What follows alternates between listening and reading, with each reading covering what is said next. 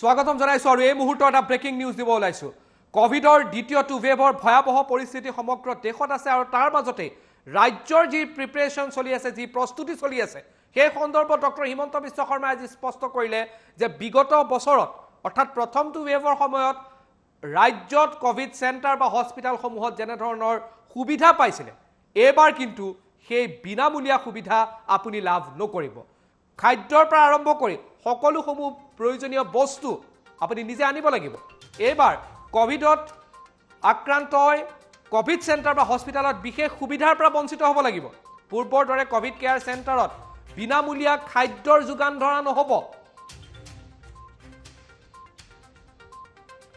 খোৱা বোৱা ঘৰৰ পৰাই যোগান ধৰিব লাগিব বুলি স্পষ্টভাৱে ডক্টৰ হিমন্ত বিশ্ব শৰ্মাৰ মন্তব্য স্পষ্ট কৰিলে তেওঁ কেৱল চিকিৎসা প্ৰধানতহে ৰাজ্য চৰকাৰে গুৰুত্ব দিব কোভিডৰ দ্বিতীয়টো ভয়াবহ পৰিস্থিতিৰ সময়ত এই কথা স্পষ্টতাৰে আজি ডক্টৰ শৰ্মাৰ ফালৰ পৰা কোৱা হ'ল যে গুৰুতৰভাৱে যদি অসুস্থ নহয় তাৰ পূৰ্বলৈকে ঘৰতেই থকাৰ পৰামৰ্শ গুৰুতৰভাৱে অসুস্থ হ'লে চিকিৎসালয়লৈ আহিব কেইবাটাও গুৰুত্বপূৰ্ণ কথা কৈছে এবাৰ কোভিডত আক্ৰান্তই সেই সুবিধা নাপাব বিগত বৰ্ষত যেনে ধৰণৰ সুবিধা দিয়া হৈছিল খাদ্যৰ পৰা আৰম্ভ কৰি যি সুবিধা পাইছিলে সেই সুবিধাসমূহৰ বিপৰীতে কেৱল চিকিৎসা প্ৰদানৰ ওপৰতহে অধিক গুৰুত্ব প্ৰদান কৰা হ'ব আৰু এই মুহূৰ্তত এই গুৰুত্বপূৰ্ণ বাতৰি আপোনালোকলৈ আগবঢ়াইছো খোৱা বোৱা যি আছে বা যি প্ৰয়োজনীয় বস্তু আছে সেই প্ৰয়োজনীয় বস্তুসমূহ ঘৰৰ পৰাই অনাৰ পৰামৰ্শ দিছে আৰু চিকিৎসালয়ত কেৱল চিকিৎসা প্ৰদানৰ ওপৰতহে গুৰুত্ব দিয়া হ'ব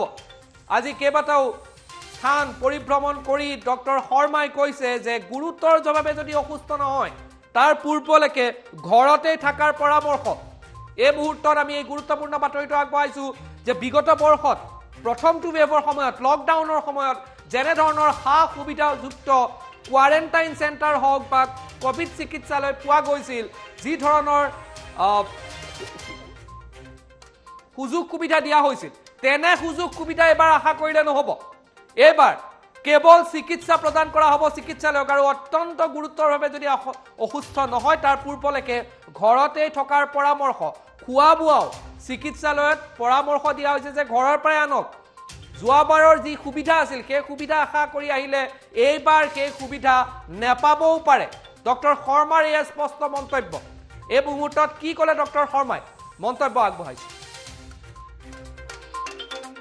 অভাৱ থাকিব সেইকাৰণে আমি ৰাইজক কৈছোঁ যে এইবাৰ ঘৰৰ পৰা যিমান বস্তু পাৰি আপোনালোকে লৈ আহিব কাৰণ যোৱাবাৰৰ কথাটো বেলেগ আছিল এইবাৰ আমি মেডিকেলতো কৈছোঁ যে খোৱা বোৱা যি আছে যিমান পাৰে ঘৰৰ পৰা পঠাব যত্ন কৰক কাৰণ সেইবিলাক কথাত লাগি থাকিলে অক্সিজেন ইনজেকশ্যনত আমাৰ মানুহে লাগিব নোৱাৰিব সেইকাৰণে খোৱা পানী ডেফিনেটলি বটলো আছে চব আছে সুপাৰিনটেণ্ডেণ্টসকলক আমি কৈছোঁ যিমান পাৰি দিবৰ কাৰণে আজি আমি ৰেট এটাও ফিক্স কৰি দিম যে ইমান টকা আপোনালোকে খৰচ কৰিব পাৰিব কিন্তু মই ৰাইজক আবেদন জনাম যে আপোনালোকে ঘৰতে থাকক চিৰিয়াছ যেতিয়ালৈকে নাহক হস্পিটেলত অহাৰ লগে লগে এনেকুৱা ধৰণৰ হাউচ কিপিং ৰিলেটেড সমস্যাবিলাক আহিবই কিন্তু সেইবিলাক এইবাৰ মই নাভাবোঁ যে সমাধান কৰাৰ আমাৰ কাৰণেও শক্তি থাকিব কাৰণ হাজাৰত পেচেণ্ট আহিব যদি সঁচাকৈয়ে কোভিড আহে মহাৰাষ্ট্ৰ দিল্লীত আপোনালোকে অৱস্থাটো দেখিছে এইবাৰ সেইবিলাক ফেচবুক লাইভ টাইপ কৰাৰ এইবাৰ সমস্যা নাথাকিবগৈ সেইকাৰণে আমি কৈছোঁ যে ঘৰতে থাকক ভাল কৰি থাকক নিজৰ ঘৰত আৰামত থাকক কিন্তু যোৱাবাৰ আনোতে অহা নাই এইবাৰ ঘৰত থাকক বুলি কওঁতে মানুহে কৈছে নাই হস্পিটেলতে থাকিম গতিকে পৰিৱেশবিলাক যোৱাবাৰৰ লগত এইবাৰ তুলনা নহ'ব এইবাৰ পৰিৱেশটো সম্পূৰ্ণ বেলেগ আৰু মোৰ ডক্টৰখিনিৰ কাম হ'ব চিকিৎসা কৰা অফিচাৰৰ কাম হ'ব অক্সিজেন যোগাৰ কৰা ৰেমডিচিভিৰ যোগাৰ কৰা প্ৰতিদিনত যুঁজি থাকিব লাগিব এটা ইনজেকশ্যনৰ কাৰণে যদি বেয়া হয় আৰু যদি ভগৱানৰ আশীৰ্বাদত অসমত কণ্ট্ৰল হৈ যায় তেতিয়াহ'লেতো কথাই নাই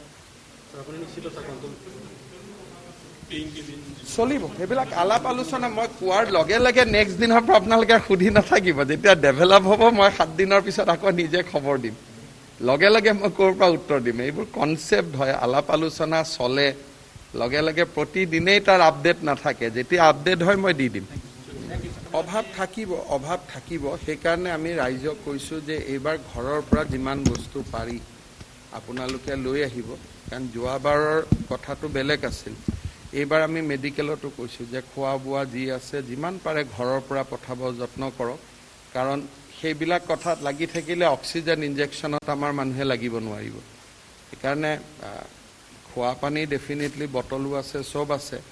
ছুপাৰিনটেণ্ডেণ্টসকলক আমি কৈছোঁ যিমান পাৰি দিবৰ কাৰণে। আজি আমি ৰেট এটাও ফিক্স কৰি দিম যে ইমান টকা আপোনালোকে খৰচ কৰিব পাৰিব। কিন্তু মই ৰাইজক আবেদন জনাম যে আপোনালোকে ঘৰতে থাকক, চিৰিয়াছ যেতিয়ালৈকে নাহক। হস্পিটেলত অহাৰ লগে লগে এনেকুৱা ধৰণৰ হাউচ কিপিং ৰিলেটেড সমস্যাবিলাক আহিবই, কিন্তু সেইবিলাক এইবাৰ মই নাভাবোঁ যে সমাধান কৰাৰ আমাৰ কাৰণেও শক্তি থাকিব, কাৰণ হাজাৰত পেচেণ্ট আহিব যদি সঁচাকৈয়ে ক'ভিড আহে। মহাৰাষ্ট্ৰ, দিল্লীত আপোনালোকে অৱস্থাটো দেখিছে। এইবাৰ সেইবিলাক ফেচবুক লাইভ টাইপ কৰাৰ এইবাৰ সমস্যা নাথাকিবগৈ। সেইকাৰণে আমি কৈছোঁ যে ঘৰতে থাকক, ভাল কৰি থাকক, নিজৰ ঘৰত আৰামত থাকক। কিন্তু যোৱাবাৰ আনোতে অহা নাই, এইবাৰ ঘৰত থাকক বুলি কওঁতে মানুহে কৈছে নাই নাই হস্পিটেলতে থাকিম। গতিকে পৰিৱেশবিলাক যোৱাবাৰৰ লগত এইবাৰ তুলনা নহ'ব। এইবাৰ পৰিৱেশটো সম্পূৰ্ণ বেলেগ। আৰু মোৰ ডক্টৰখিনিৰ কাম হ'ব চিকিৎসা কৰা, অফিচাৰৰ কাম হ'ব অক্সিজেন যোগাৰ কৰা, ৰেমডিচিভিৰ যোগাৰ কৰা। প্ৰতিদিনত যুঁজি থাকিব লাগিব এটা এটা ইনজেকশ্যনৰ কাৰণে। যদি বেয়া হয় আৰু যদি ভগৱানৰ আশীৰ্বাদত অসমত কণ্ট্ৰল হৈ যায় তেতিয়াহ'লেতো কথাই নাই, চলিব। সেইবিলাক আলাপ আলোচনা মই কোৱাৰ লগে লগে নেক্সট দিনৰ পৰা আপোনালোকে সুধি নাথাকিব। যেতিয়া ডেভেলপ হ'ব মই 7 দিনৰ পিছত আকৌ নিজে খবৰ দিম, লগে লগে মই ক'ৰ পৰা উত্তৰ দিম। এইবোৰ কনচেপ্ট হয়, আলাপ আলোচনা চলে, লগে লগে প্ৰতিদিনেই তাৰ আপডেট নাথাকে। যেতিয়া আপডেট হয় মই দি দিম।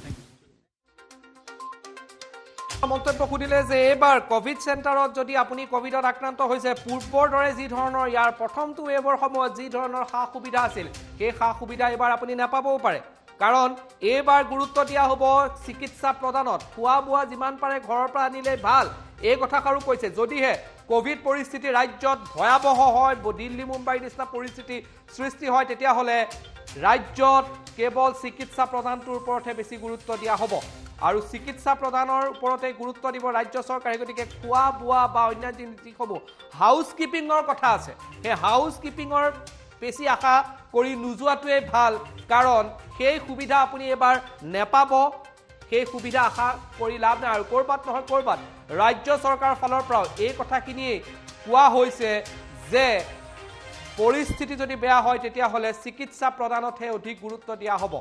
এইবাৰ কোভিড আক্ৰান্তই বিশেষ সুবিধা নাপাব। BPLৰ যদি কোনো আছে তেওঁলোকৰ কথা বেলেগ, তেওঁলোকৰ কথা সুকীয়া হৈ থাকিব।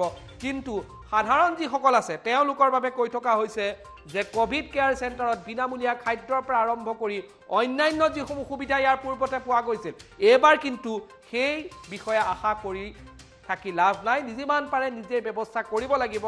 যদিহে এই ৰাজ্যত কোভিডৰ ৰূপ ভয়াৱহৰ দিশৰ ফালে আগবাঢ়ে, দিল্লী মুম্বাইৰ নিচিনা পৰিস্থিতি হয়, সেই সন্দৰ্ভত কৈছে যে বিনামূলীয়া খাদ্যৰ আশা কৰি গৈ লাভ নাই। ক'ৰবাত নহয় ক'ৰবাত ৰাজ্য চৰকাৰৰ ফালৰ পৰা এইটো কথা স্পষ্টতাৰে কোৱা হৈছে যে এইবাৰ চিকিৎসা প্ৰদানতহে গুৰুত্ব দিয়া হ'ব। আৰু পৰিৱেশ পৰিস্থিতি বেয়া হ'লে এনেধৰণৰ যিবোৰ ব্যৱস্থা আছে সেই ব্যৱস্থাসমূহৰ ক্ষেত্ৰত কিন্তু দিয়া সম্ভৱ নহ'ব। BPL যিসমূহ কেটেগৰীৰ ৰোগী থাকিব, BPLৰ যিসমূহ ৰোগী আছে তাৰ বাবে ৰাজ্য চৰকাৰে বিশেষ ব্যৱস্থা গ্ৰহণ কৰিব, তাৰ বাবে সেইখিনি ব্যৱস্থা থাকিব। কিন্তু BPLৰ যিখিনি APL আছে তেওঁলোকৰ বাবে সেই পূৰ্বৰ ধৰণৰ যি সমস্যা যি সুবিধা আছিল সেই সুবিধা কিন্তু এবাৰ নাপাবও পাৰে। পুনৰ মন্তব্য আগবঢ়াইছোঁ, কি ক'লে ডক্টৰ শৰ্মাই।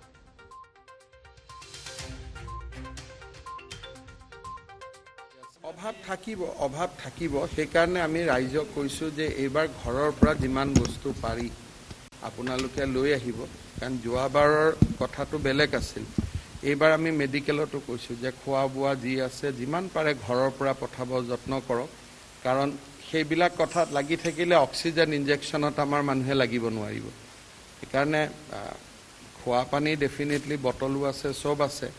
ছুপাৰিনটেণ্ডেণ্টসকলক আমি কৈছোঁ যিমান পাৰি দিবৰ কাৰণে। আজি আমি ৰেট এটাও ফিক্স কৰি দিম যে ইমান টকা আপোনালোকে খৰচ কৰিব পাৰিব। কিন্তু মই ৰাইজক আবেদন জনাম যে আপোনালোকে ঘৰতে থাকক, চিৰিয়াছ যেতিয়ালৈকে নাহক।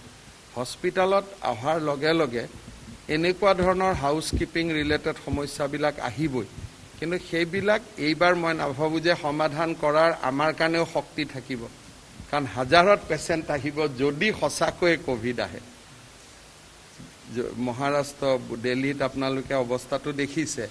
এইবাৰ সেইবিলাক ফেচবুক লাইভ টাইপ কৰাৰ এইবাৰ সমস্যা নাথাকিবগৈ। সেইকাৰণে আমি কৈছোঁ যে ঘৰতে থাকক, ভাল কৰি থাকক, নিজৰ ঘৰত আৰামত থাকক। কিন্তু যোৱাবাৰ আনোতে অহা নাই, এইবাৰ ঘৰত থাকক বুলি কওঁতে মানুহে কৈছে নাই নাই হস্পিটেলতে থাকিম। গতিকে পৰিৱেশবিলাক যোৱাবাৰৰ লগত এইবাৰ তুলনা নহ'ব। এইবাৰ পৰিৱেশটো সম্পূৰ্ণ বেলেগ।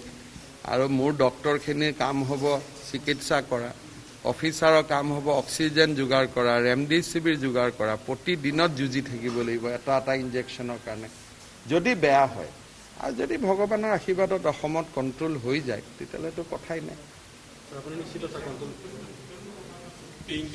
চলিব। সেইবিলাক আলাপ আলোচনা মই কোৱাৰ লগে লগে নেক্সট দিনৰ পৰা আপোনালোকে সুধি নাথাকিব। যেতিয়া ডেভেলপ হ'ব মই 7 দিনৰ পিছত আকৌ নিজে খবৰ দিম, লগে লগে মই ক'ৰ পৰা উত্তৰ দিম। এইবোৰ কনচেপ্ট হয়, আলাপ আলোচনা চলে, লগে লগে প্ৰতিদিনেই তাৰ আপডেট নাথাকে। যেতিয়া আপডেট হয় মই দি দিম।